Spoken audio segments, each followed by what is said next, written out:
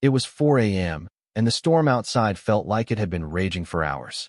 The wind howled like a wounded animal, shaking the house to its core, while rain hammered against the roof so hard I could barely hear my own thoughts. My body ached from working a grueling 12-hour night shift at the warehouse, but that wasn't even the worst part of my day.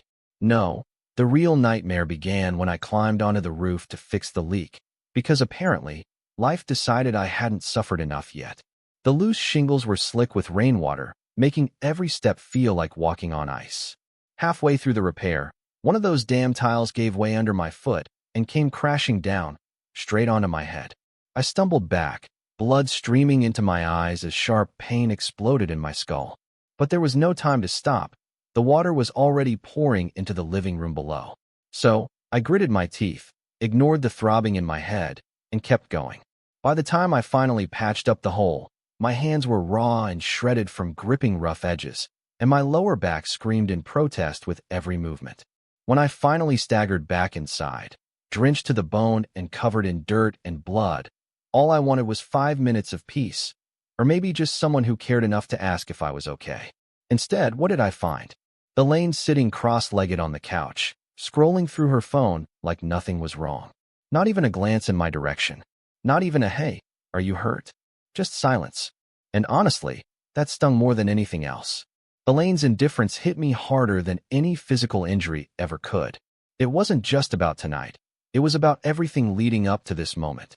For years, I'd given everything I had to keep this family afloat. Late nights, early mornings, skipped meals, missed birthdays. None of it mattered. She didn't care. Not about me. Not about the sacrifices I made. All she seemed to see was some guy who couldn't do enough or be enough. That realization sat heavy in my chest, colder than the rain still dripping off my clothes. I collapsed onto the recliner, too exhausted to move. I thought about cleaning myself up, but what was the point? Nobody would notice anyway. As I closed my eyes, I told myself tomorrow would be better. Of course, I was wrong. Tomorrow turned out to be the day my entire world fell apart. When I woke up to find my clothes stuffed into trash bags, my wallet empty, and Elaine's cold note on the fridge, "You're useless, get out," I felt like I'd been punched in the gut. But that was only the beginning of the nightmare. As I sat there trying to process what was happening, Craig leaned against the doorway with a smirk so smug it made my blood boil. He didn't just toss me the keys to my own truck. He threw them at my face as if I were some unwanted stray dog. "Go cry somewhere else," he sneered. "And don't come back." Elaine stood by the door, arms crossed, her expression colder than the rain that had soaked me hours earlier while I was fixing the roof for her. Not a single word of gratitude, not even a flicker of guilt crossed her face. It was as though 7 years of marriage meant nothing. 7 years of busting my ass working night shifts, skipping meals, and sacrificing everything for this family, all erased in one cruel act. They pushed me out of the house, the very house I'd inherited from my grandfather, and locked the door behind me. The sound of the deadbolt clicking shut echoed in my ears like a gunshot. I stood there in the driveway, staring at those black trash bags filled with my belongings, still wearing the same damp, bloody clothes I'd worn to fix the roof. My hands were raw, my back throbbed, and now I was homeless. What hit me hardest wasn't just their betrayal. It was how calculated it all seemed. Later, I pieced together the truth. Elaine hadn't called me about the roof leak because she cared about the house flooding. She'd used a garden hose to spray water onto the roof herself, knowing I'd climb up there in the middle of a storm to fix it. She wanted me exhausted, vulnerable, and too tired to fight back when they finally kicked me out. The realization left me sick to my stomach. For 3 nights, I slept in my truck, shivering under a thin blanket, replaying every moment in my head. Each time I closed my eyes, I saw Craig's mocking grin and Elaine's icy glare. I couldn't believe how quickly they turned on me, how easily they discarded everything we'd built together. And then came the crushing blow. I checked our joint bank account and found it completely drained. Every penny gone. The credit cards maxed out. Even the $200 cash I'd kept in my wallet disappeared without explanation. The worst part? They weren't done yet. While I was struggling to survive in my truck, they were hosting parties in my house, flaunting the money they stole from me. That thought alone kept me awake at night, fueling a fire of anger deep inside me. It wasn't until 2 weeks later, during a random encounter at the gas station, that the full extent of Elaine's betrayal hit me like a freight train. I was grabbing my usual coffee before work when I saw Sabrina, Elaine's cousin, standing in line, looking as uncomfortable as someone caught shoplifting. She avoided eye contact, but something about her guilt-ridden expression made me pause. Instead of walking away, I decided to ask how she was doing. A simple courtesy, I didn't know her. That's when she dropped the bombshell. Sabrina admitted that Elaine had been planning to kick me out for months. Months.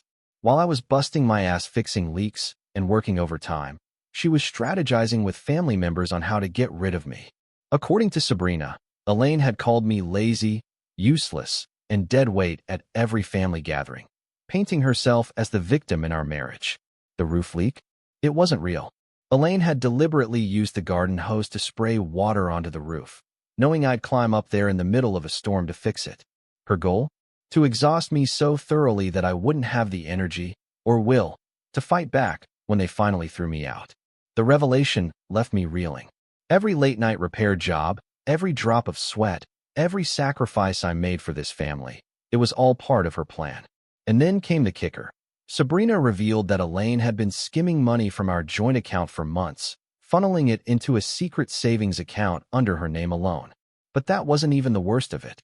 A few days before tossing me out, Elaine had taken out a $25,000 personal loan using my house as collateral, without my knowledge or consent. When Sabrina told me this, I felt like the ground had been ripped out from beneath my feet. How could someone I trusted, someone I loved, do something so calculated, so cruel? The woman who once smiled at me across the dinner table had orchestrated an elaborate scheme to destroy me financially and emotionally. And Craig? He wasn't just a bystander. He was complicit. Sabrina said he cheered Elaine on, calling me a loser behind my back while living rent-free in my house. As Sabrina spoke, tears welling up in her eyes, I realized the depth of their betrayal. They weren't just trying to get rid of me. They were trying to erase me entirely. But what they didn't realize was that their arrogance would be their downfall.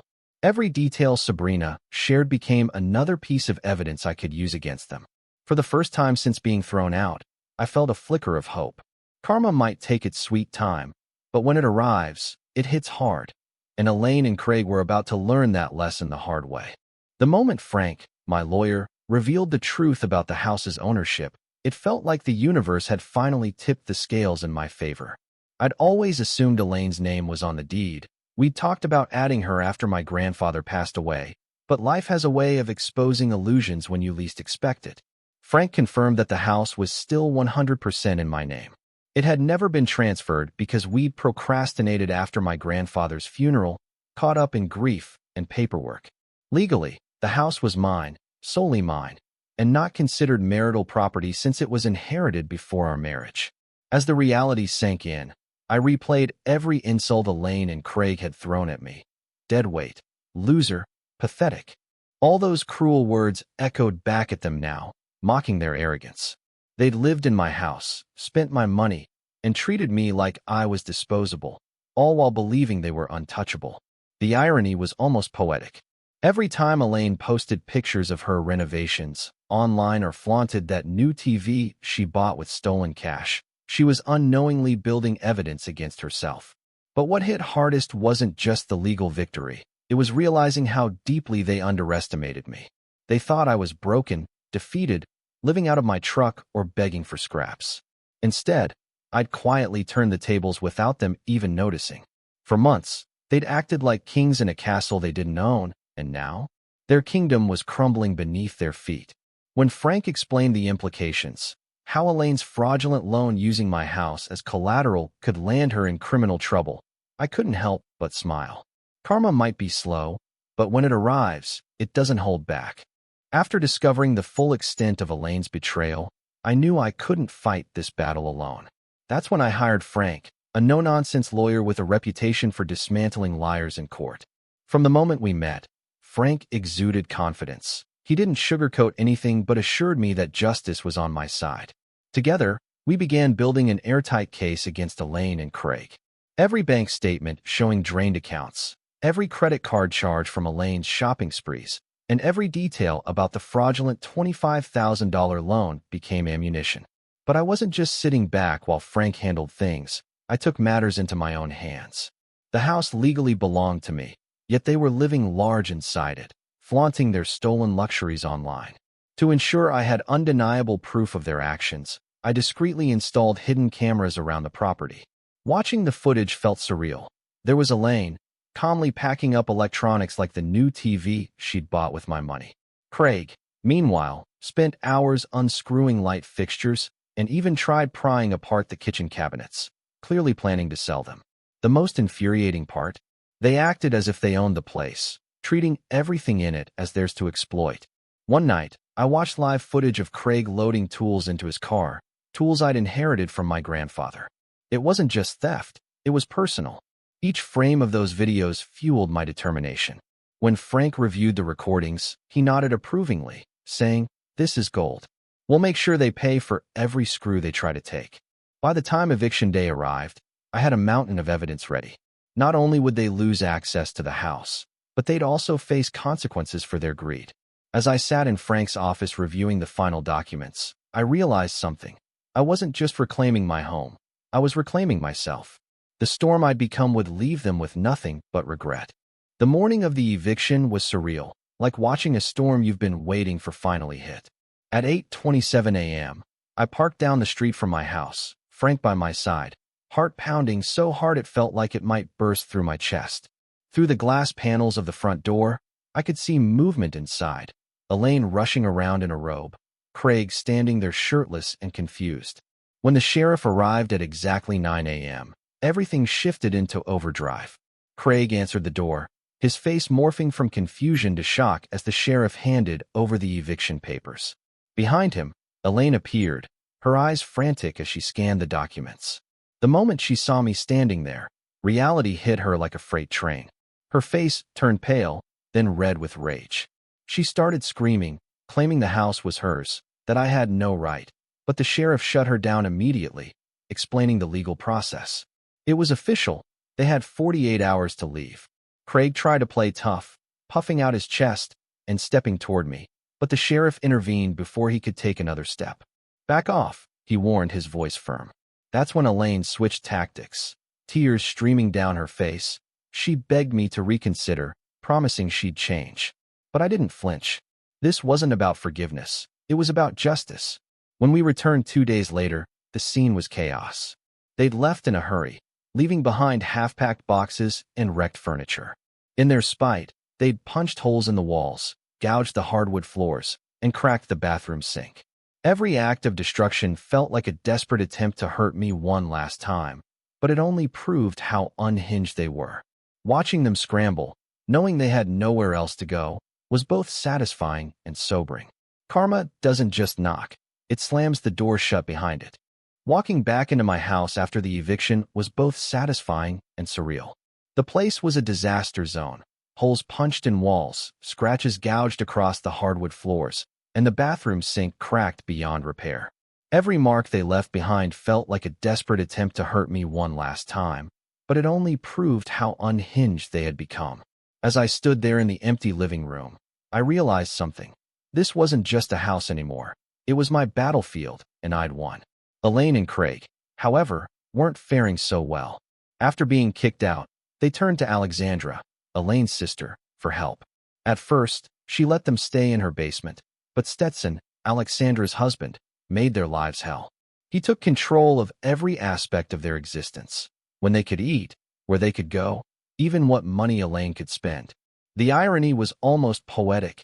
Elaine, who had treated me like garbage, was now being treated the same way by someone else. When Alexandra finally came to me for help escaping Stepson, I saw the fear in her eyes. She told me Elaine and Craig were miserable under his thumb, living off scraps while he drained whatever little money they had left. But karma has a way of coming full circle. One day, Stepson discovered that Alexandra had been planning to leave him. In retaliation, he blamed Elaine and Craig, accusing them of influencing her decision. That night, he threw them out onto the street with nothing but the clothes on their backs. By the time Alexandra reached out to me again, Elaine and Craig were homeless, no money, no car. Craig's had been repossessed, and no friends willing to take them in. Their fall from grace was as dramatic as it was deserved. Watching them scramble for survival, gave me a strange sense of closure. They had spent years trying to destroy me, but in the end, their greed and selfishness destroyed them instead. Justice doesn't always come quickly, but when it does, it hits hard. One evening, as I sat on my back porch nursing a beer and watching the sunset, a hesitant knock broke the silence. Alexandra, Elaine's sister, stood at my door, nervously twisting her wedding ring. She looked like she hadn't slept in days, her eyes red and swollen from crying. My first instinct was to shut the door. After everything Elaine had done, why should I trust anyone from her family? But something in her desperate gaze stopped me. Against my better judgment, I let her in. Through tears, Alexandra confessed that she wanted out of her marriage with Stepson, the same controlling jerk who'd treated Elaine and Craig like garbage after they were kicked out.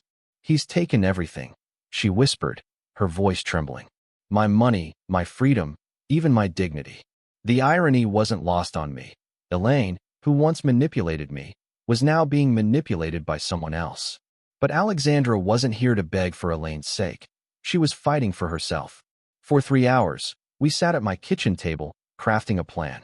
I called a friend who works with a women's shelter, arranged for temporary housing, and helped her secure a storage unit for her essentials.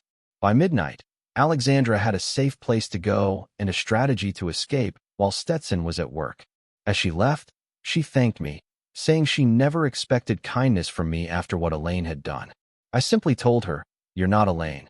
The next morning, Alexandra texted me. Stepson had discovered her escape and blamed Elaine and Craig, accusing them of influencing her decision. In a fit of rage, he threw them out onto the street. No warning, no second chances.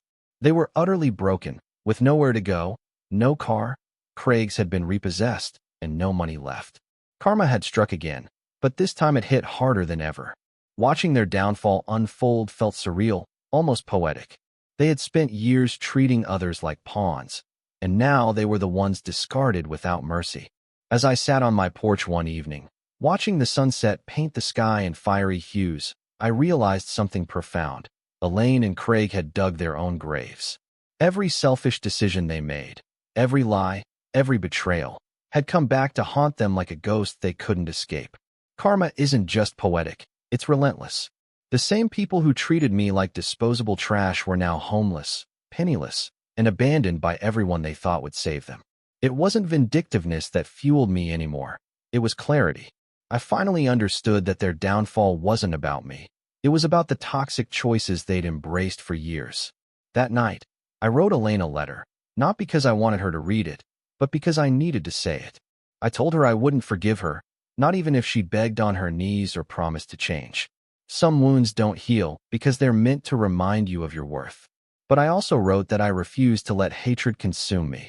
Holding on to anger would only give her power over my life, and I wasn't about to let that happen. "You showed me who you are," I wrote. "Now I'm showing you who I am." The irony wasn't lost on me. For years, I blamed myself for their cruelty, convinced I wasn't good enough. But their actions revealed the truth. They were broken, not me. As I sealed the envelope, I felt lighter than I had in months. The house still needed repairs, my bank account was far from recovered, but none of that mattered as much as the peace I'd found within myself. I wasn't the same man who'd slept in his truck, broken and defeated. I was stronger, sharper, and more determined than ever. Life had taught me a brutal lesson. Trust is earned, respect is non-negotiable, and forgiveness doesn't always mean reconciliation. This whole ordeal taught me something I'll carry for the rest of my life. Justice isn't always immediate, but when you fight for what's right, karma has a way of evening the score. For years, I let Elaine and Craig walk all over me, convincing myself that their cruelty was somehow my fault. I worked myself to the bone, fixed roofs in storms, and gave everything I had to keep them comfortable, only to be discarded like trash. But here's the thing about being thrown away. It forces you to see your worth. When they kicked me out, they didn't just take my house. They handed me a mirror. And what I saw wasn't weakness, it was resilience. The hardest lesson wasn't about trust or betrayal. It was about standing up for myself. There were moments when I wanted to give up, when sleeping in my truck felt easier than fighting back. But deep down, I knew I couldn't let them win. Every insult, every lie, every selfish act they threw at me became fuel for my fire. I learned that protecting yourself isn't selfish, it's survival.